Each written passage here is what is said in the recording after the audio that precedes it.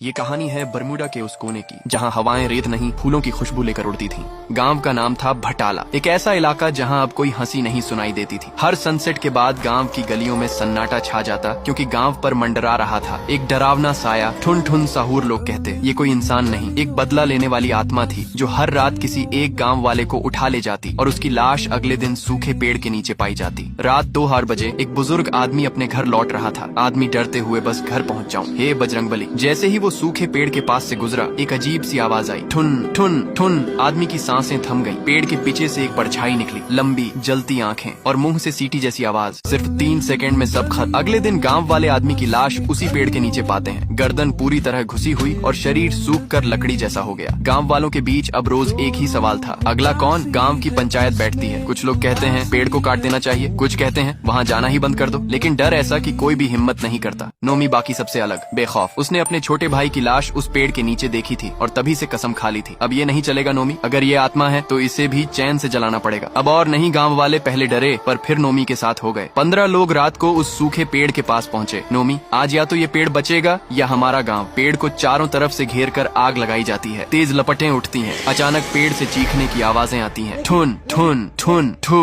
आवाजें धीरे धीरे धीमी होने लगती हैं और सब सोचते हैं अब खतरा टल गया। अगली सुबह गाँव में बड़ा जश्न होता है, सबको लगता है आत्मा मर चुकी है। लेकिन ठीक दोपहर में गांव की चौकीदार सकूरा दौड़ती हुई आती है। सकूरा घबराई हुई, नोमी, गांव के बीचों बीच फिर से एक लाश मिली है, बिना खून, बिना निशान, और उस लाश की उंगलियां लकड़ी जैसी हैं। नोमी वहीं पहुंचता है। लाश उसी 8 साल के बच्चे की है जो कल जलते पेड़ के पास खड़ा था। नोमी, ये कैसे हो सकता है? पेड़ तो जल गया, आत्मा तो खत्म हो गई थी। रात को नोमी अपने घर में अकेला है। कमरे की खिड़की से वही आवाज आती है, ठुन ठुन ठुन। नोमी बाहर झांकता है, कोई नहीं है। लेकिन जब वो मुड़ता है, उसका छोटा भाई जिसकी मौत हो चुकी थी उसके सामने खड़ा है। भाई धीरे से, भैया आपने मुझे क्यों जलाया? नोमी चीख पड़ता है, कहानी खत्म नहीं हुई। वो आत्मा अब पेड़ से निकलकर इंसानों में आ चुकी है। अब हर घर, हर गली, हर बच्चा एक रहस्य बन चुका है। नोमी के सामने अब एक ही रास्ता है, इस आत्मा की असल कहानी को जानना, लेकिन उसके पास ज्यादा वक्त नहीं है। पार्ट 2 के लिए कमेंट करो।